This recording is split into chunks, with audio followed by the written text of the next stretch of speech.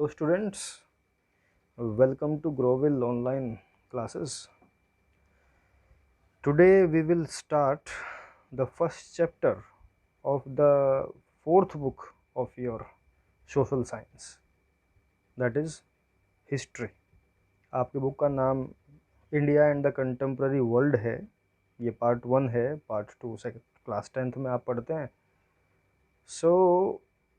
अब तक हिस्ट्री में आपने जो कुछ पढ़ा है क्लास 8 तक,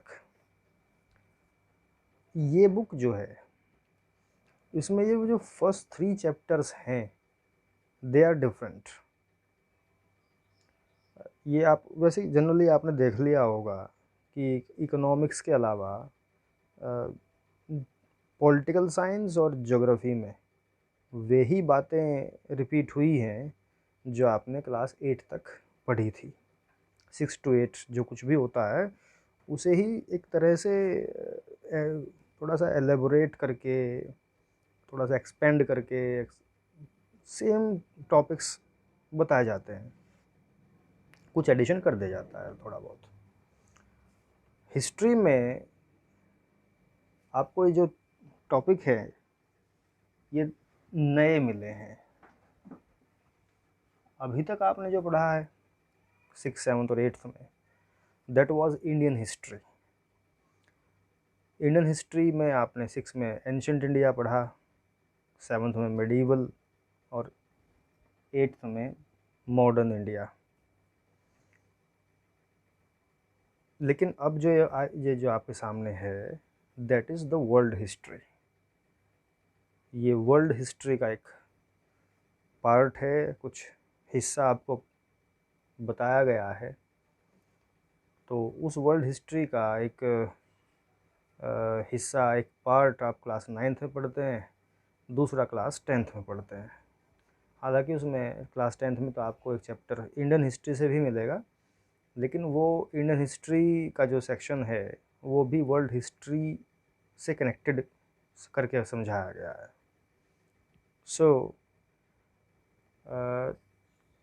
द फ्रेंच रिवॉल्यूशन जैसे चैप्टर का नेम है, जो फर्स्ट चैप्टर आपकी बुक में है, आप बुक ओपन कर लो, बुक में ये चैप्टर ओपन कर लो आप, तो फर्स्ट चैप्टर आप देखेंगे कि ये फ्रेंच रिवॉल्यूशन के नाम से होगा आपके बुक में भी। फ्रेंच यानी फ्रांस।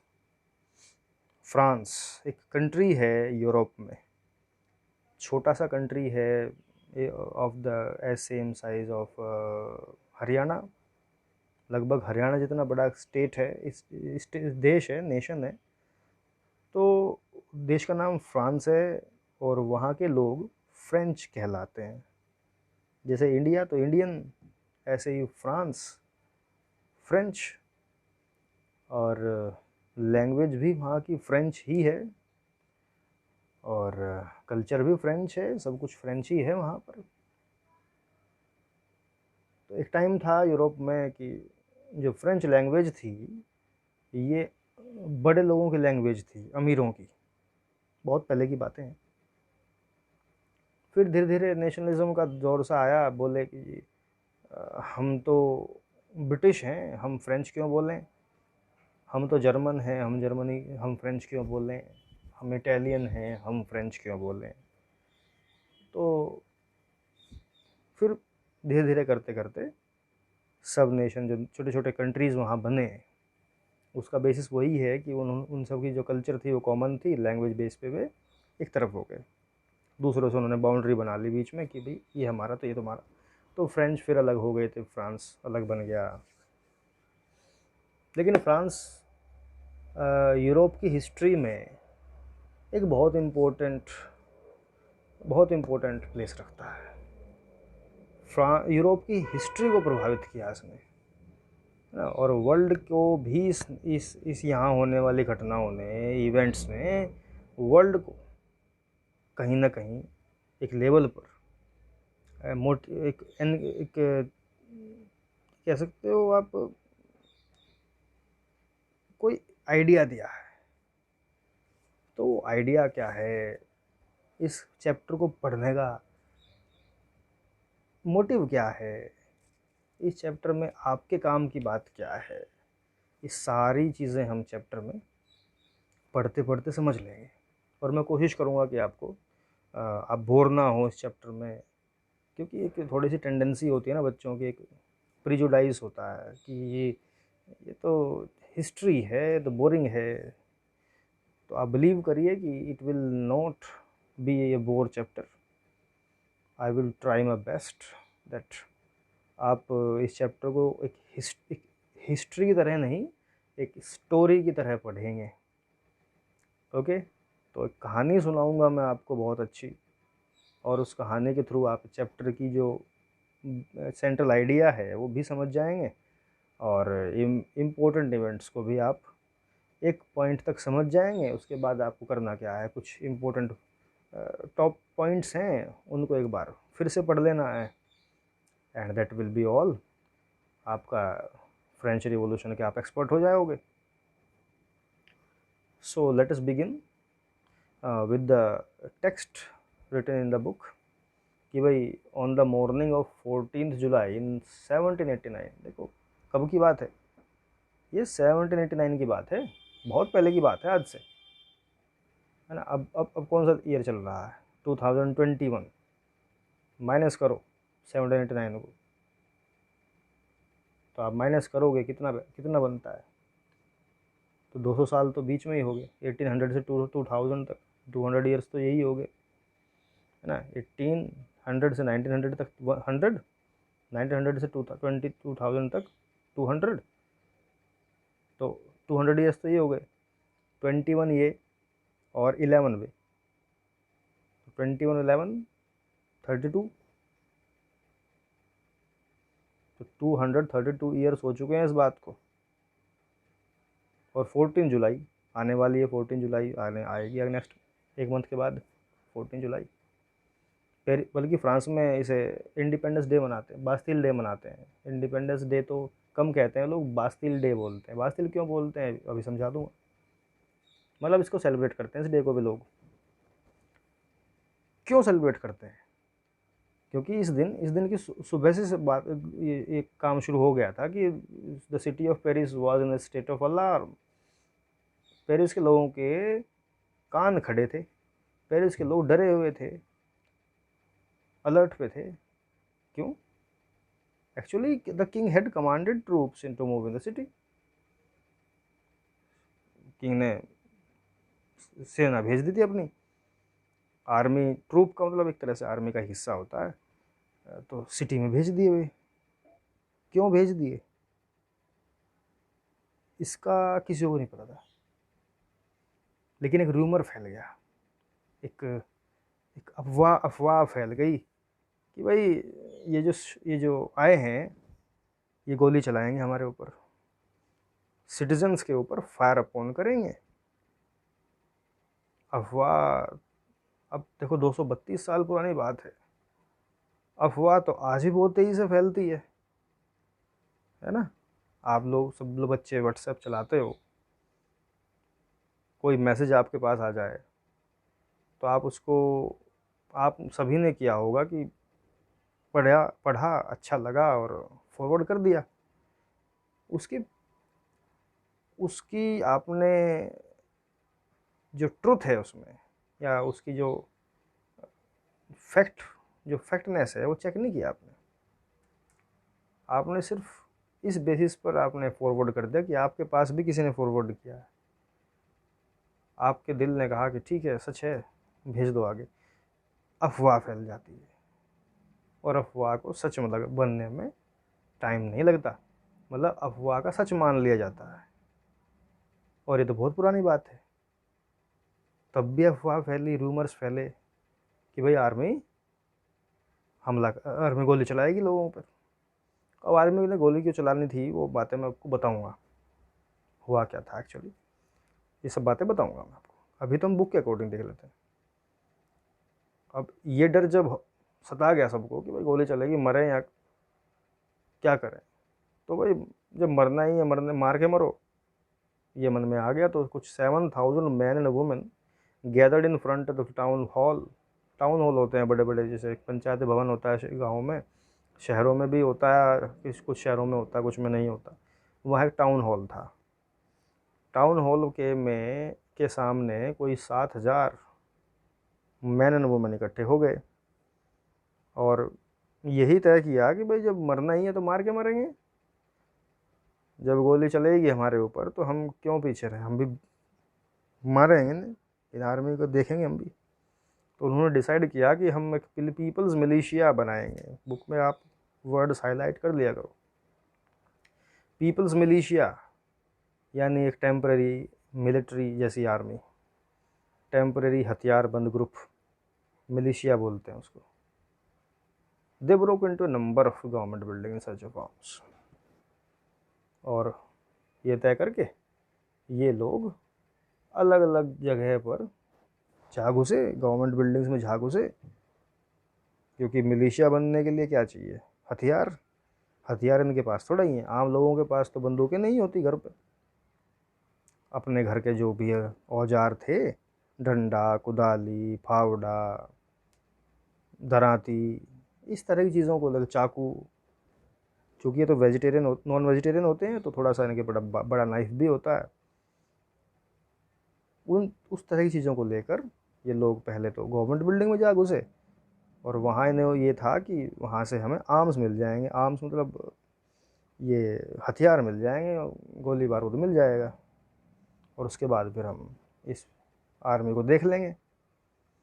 तो ऐसा ही ये ग्रुप, यानी फाइनली ये ग्रुप ऑफ सेवरल 100 पीपल, है ना, आखिरकार एक छोटा सा, एक कुछ लोगों का, कुछ 100 लोगों का ग्रुप शहर के एक हिस्से में ये एक फोर्ट्रेस प्रिजन था, जिसका जैसे मैंने बताया ना आपको कभी, बास्तील। वैसे तो फ्रेंच में इसको बास्ती बोलते हैं, डबल एल बोलते ही नहीं, इसका एल साइलेंट रहता है, तो बास्ती बोलते हैं उसको, बास्ती। लेकिन अगर इंग्लिश के अकॉर्डिंग आप पढ़ेंगे इसको तो ये बास्तील बन गया, बास्तील बन गया। बास्तील एक फोर्ट नुमा जेल थी, यानी किला नुमा जेल। बाहर से देखोगे किला है, फोर्ट है, लेकिन अंदर क्या है, जेल है, प्रिजन है। उस पर स्टॉर्म कर दिया, उस पर हमला कर दिया, है ना। वहाँ पर भी उन्हें यही था, भाई जेल है, जाहिर सी बात अंदर गोला बारूद होगा ही, एम्यूनिशन होगा, तो घुस गए उसमें अंदर। घुसने का वैसे तो आसानी से नहीं घुस पाए थे, क्योंकि वो तो बड़ा डोर था बाहर, मतलब गार्ड भी थे, तो कुछ लोग बैक साइड से घुसे, किसी तरह से घुसे और जो कमांडर था उसको मार डाला, है ना। और फिर जो कुछ प्रिजनर्स थे 7-8 वहाँ लोग, उनको भी उन्होंने छुड़ा लिया। बास्तील का एक्चुअली लोग बड़ा, एक दो दो दो कारणों से आप मानिए कि बास्तील पर लोगों ने हमला किया। एक तो यही था कि उन्हें एम्यूनिशन चाहिए था, ये तो करंट सिचुएशन होगी उस दिन की। एक रीज़न पुराना भी चल रहा था। एक्चुअली क्या था कि फ्रांस में या पूरे यूरोप में ही इन स्टेट्स में थोड़ा सा उस टाइम तक राजशाही यानी मोनार्की जो थी वो ऑटोक्रेटिक हुआ करती थी। और उसमें क्या था कि जो डेमोक्रेसी के 3 हिस्से होते हैं ना, लेजिस्लेचर, एग्जीक्यूटिव और जुडिशरी, ये तीनों ही किंग के पास होते थे। अब जब तीनों का जो हेड है वो किंग है, यानी वो सर्वे सर्वा है, वो जिसको चाहे उसको जेल में डाल सकता है, जिसको चाहे, जिसके साथ जो चाहे वो जस्टिस कर सकता है। तो जिसको चाहे किंग जेल में डलवा सकता था। तो ये जेल ऐसी जेल थी जिसके बारे में कहते थे लोग कि ये बहुत ही ज़्यादा एक तरह का ये होता पाताल है ये, यहाँ वो उस तरह की सज़ा मिलती थी लोगों को कि भाई वो जाने से भी डरते थे, वे मौत मांगते थे पहले, मतलब डेथ मांगते थे। यहाँ इस प्रिजन में जाने से बेहतर, समझे मेरी बात को। किसी को अगर सज़ा मिलती थी कि भाई उसे बास्तील में बंद कर दो, तो वो ये कहता था कि मुझे मार दो, मैं बास्तील में नहीं जाना चाहूँगा। इतने बुरे हालात कैदियों के साथ यहाँ थे। तो जैसे मैंने बताया कि थोड़ा ऑटोक्रेटिक जब किंग होता है तो कुछ मामलों में डिस्पोटिक हो जाता है। डिस्पोटिक वही है जो चाहा वो कर दिया, डिस्पोटिज्म कहते हैं उसको। जो किंग ने चाहा वही कर दिया। अब जब किंग ने चाहा कि भाई इसे जेल में डाल दो, तो कोई फिर हाँ किसी बात की यही नहीं रहा कि कौन मना करे, डाल दिया जाता था जेल में। तो इसी नफ़रत के चलते इस दिन बेहतरीन मौका था। इन लोगों ने पहले तो अंदर घुसे, फिर गार्ड्स को मार डाला, और फिर चूँकि फोर्ट्रेस है ना, तोपें भी होती हैं, कैनन्स बाहर लाए, उनके मुंह फोर्ट की तरफ को ही करे, और गोलों पर गोले दागे चले गए। यानी तब तक इस पे गोले बरसाए, तब तक तोपें चलाई, जब तक फोर्ट्रेस टूट नहीं गई। फोर्ट्रेस टूट गई, डेमोलिश्ड कर दी गई, और इसके जो टुकड़े थे, जो फ्रेगमेंट्स थे, और सोल्ड इन मार्केट, टुकड़ों को बाज़ार में भी बेच दिया कि भाई किसी को अगर ज़्यादा नफ़रत हो और वो चाहता है भाई ये ले, जो है ये भी एक किला हुआ करता था यहाँ पर, और उसकी जो एक ईंट मेरे पास है, इस तरह से किसी को सोवनियर चाहिए, अगर सोवेनियर के लिए ले जा सकते हो, मेमेंटो ले जा सकते हो, बेच भी दिया। तो ये इसीलिए 14 जुलाई को बास्तील डे मनाते हैं फ्रांस में, आज भी मनाते हैं, आज भी लोग सेलिब्रेट करते हैं। तो ये हो गया, बास्तील पे हमला हो गया। फिर कुछ दिन उस दिन के, अच्छा एक चीज़ और है, उस दिन किंग नहीं था वहाँ। King had gone to hunt, शिकार पे गया हुआ था 2 दिन के लिए। 2 दिन बाद जब आया किंग, तब पता चला अच्छा ये ऐसा हो गया। फिर इसी तरह की घटनाएं शहरों में हो गई। पेरिस में चली रही थी, पेरिस में तो था ही, तो पेरिस के साथ साथ अब कंट्री साइड में, यानी गाँव में भी अफवाहें फैली, दंगे फसाद होने शुरू हो गए। अब मेन था क्या इनका, कि क्या चाहते थे लोग, क्यों दंगे कर रहे थे, क्या चक्कर था। तो ज़्यादातर की जो डिमांड थी ना यहाँ पर, जैसे सेकंड लाइन में लिखा हुआ है कि most people were protesting against the high price of bread, यानी खाने की ज़्यादा कीमतों के खिलाफ लोग प्रोटेस्ट कर रहे थे। यहाँ मकसद और दूसरे सेकेंडरी थे, प्राइम मकसद, प्राइम जो मोटिव था लोगों का, वो यही था कि बहुत ज़्यादा कीमतें, बहुत ज़्यादा प्राइसेस हो चुके थे ब्रेड के। आम इंसान आधा पेट खा पाता था, क्योंकि तनख्वाह कम थी, सैलरीज कम थी, ब्रेड महंगी थी, और उसके चलते परिवार का पेट पालना बहुत ही ज़्यादा मुश्किल हो रहा था, स्पेशली जो पुअर लोग थे। इसके अलावा भी यहाँ पे कुछ और हुआ। वो क्या हुआ मैं आपको सब कुछ बताऊंगा डिटेल में, कि गांव में क्या हुआ और उसके बाद क्या हुआ। एक पूरी एक, ऐसा है ना, ये 14 जुलाई कोई पहली डेट नहीं है कि फ्रेंच रिवॉल्यूशन स्टार्ट हुई थी। 14 जुलाई से पहले की बातें हैं और उसके बाद की भी बातें हैं, जिन सब का एक चेन बनती है, चेन ऑफ इवेंट्स बनती है, चेन ऑफ इवेंट्स बनती है, और बहुत कुछ हो जाता है। फ्रांस का राजा मार दिया जाता है, उसकी वाइफ मार दी जाती है, उसका परिवार ख़त्म कर दिया जाता है, एक नया दौर भी आता है फ्रांस में। लेकिन घूम फिर कर फ्रांस वहीं आ जाता है जहाँ से चला था, with in A 10 years of period. थोड़ा सा आपको मैं यहाँ पर थोड़ा सा मैं आपको मतलब पहले ही स्टोरी लीक कर रहा हूँ कि भाई 10 ईयर्स के बाद फ्रांस वहीं पहुँच जाता है जहाँ से चला था, यानी मोनार्की से फिर से मोनार्की पर पहुँच जाता है। इस रेवोल्यूशन की कोई एक मोटिव, एक एम नहीं था, हर इंसान का अपना एम था। हर इंसान का मतलब ये नहीं कि इंडिविजुअल्स, बल्कि कैटेगरी, प्राइवेट, यानी फर्स्ट क्लास जो अमीर रिच पीपल हैं वो कुछ और चाह रहे हैं, मिडिल क्लास कुछ और चाह रहे हैं, पुअर कुछ और चाह रहे हैं, वुमेन कुछ और चाह रही हैं, बच्चे क्या चाह रहे हैं, बच्चों का थोड़ा वो बच्चों का हिस्ट्री में काउंट नहीं किया जाता।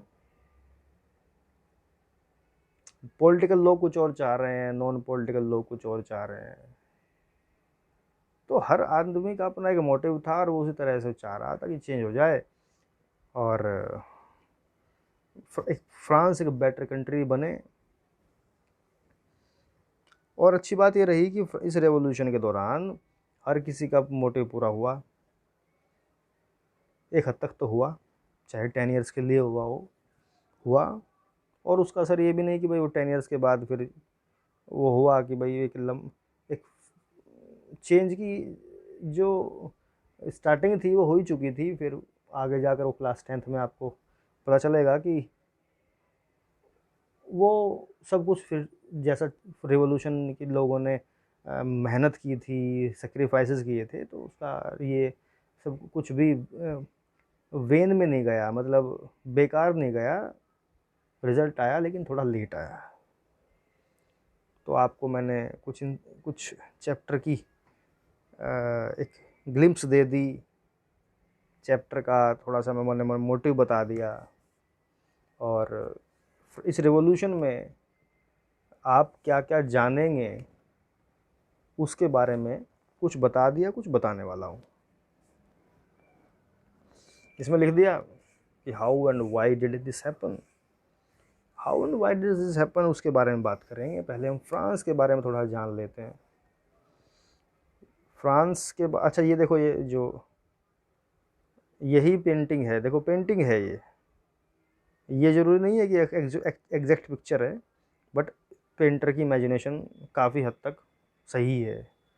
जैसे मैं आपको बता रहा था कि फोर्ट्रेस की तरफ को लोगों ने तोपों के मुंह कर दिए और तब तक तोपें चलाई जब तक वो टूट नहीं गया। तो आप देख सकते हो कि जो कैनन्स हैं उनके जो फेसेस हैं वो फोर्ट की तरफ को है, सामने वो जेल दिखाई दे रही होगी आपको। ये इस तरह की फोर्ट नुमा जेल होती है, मतलब बाहर से किला दिख होता है, अंदर उसकी जेल होती है।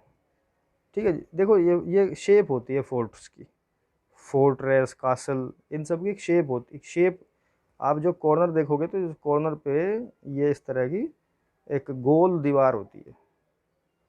ऐसी कोई भी शेप को फोर्ट कहा जाता है। फोर्ट छोटा हो तो फोर्ट्रेस बोल देते हैं। तो स्टॉर्मिंग ऑफ द बास्तिल, वैसे तो आपको कई पिक्चर इंटरनेट पे आप सर्च करेंगे, आप स्टॉर्मिंग ऑफ द बास्तिल लिखना तो आपको बहुत सारे पिक्चर्स अलग अलग पेंटर्स की मिल जाएंगी और मूवीज़ भी मिल जाएंगी, इवन डॉक्यूमेंट्रीज मिल जाएंगे, बहुत कुछ मिल जाता है। फ्रेंच रिवॉल्यूशन पर मीडिया बहुत है। मीडिया का मतलब कि हर तरह का मीडिया, ऑडियो, वीडियो, बुक्स, बहुत कुछ अवेलेबल है। तो if you are interested in learning more about French revolution, you can download books on it, you can watch videos on YouTube, you can read Wikipedia on this. So there are many things you can do if you are interested to know more. बाकी अगर basic जानकारी, एक basic सी आपको knowledge buildup करनी है तो chapter काफ़ी है, बहुत कुछ आपको इसमें मिल जाएगा। तो जो हमारा चैप्टर का फर्स्ट सेक्शन स्टार्ट होता है, अब यहाँ से फ्रेंच रिवॉल्यूशन की ग्रेवी बननी स्टार्ट होती है। देखो होता क्या है, एक जो घटनाएं हमारी लाइफ में होती हैं ये भी एक तरह से नेचुरल लॉज को फॉलो करती हैं।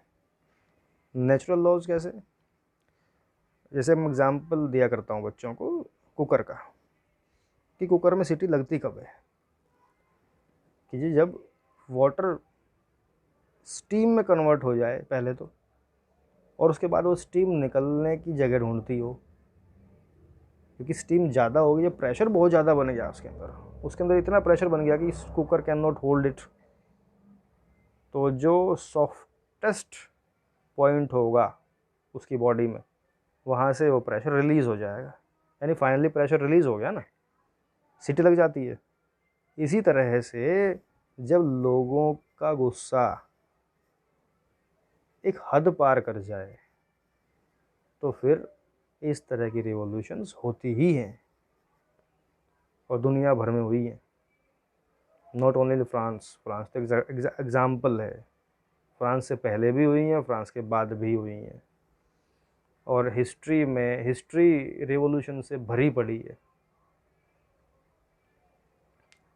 फ्रेंच रिवॉल्यूशन का शुरुआत या फ्रेंच रिवॉल्यूशन का बेस क्या है, उसको जानने से पहले आपको थोड़ा फ्रांस के बारे में, सोसाइटी के बारे में पता हो जाए, तो आपको एक थोड़ा सा फैमिलियरिटी बन जाएगी कि अच्छा आपको ऐसा लगेगा जैसे आप भी फ्रांसीसी हो, है ना। आप और बेटर और अच्छा लगेगा आपको पढ़ते हुए।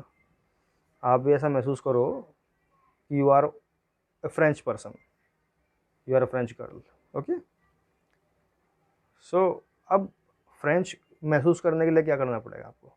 तो फ्रांस चले जाओ या फ्रांस के बारे में थोड़ा सा जान लो, तो सेकंड ऑप्शन बेटर है कि फ्रांस के बारे में थोड़ा जान लो, फ्रांस की सोसाइटी के बारे में जान लो। तो उस टाइम की जो सोसाइटी थी उसमें अपने आप को रख दो, तो आप भी एक रिवोल्यूशनरी हो जाओगे।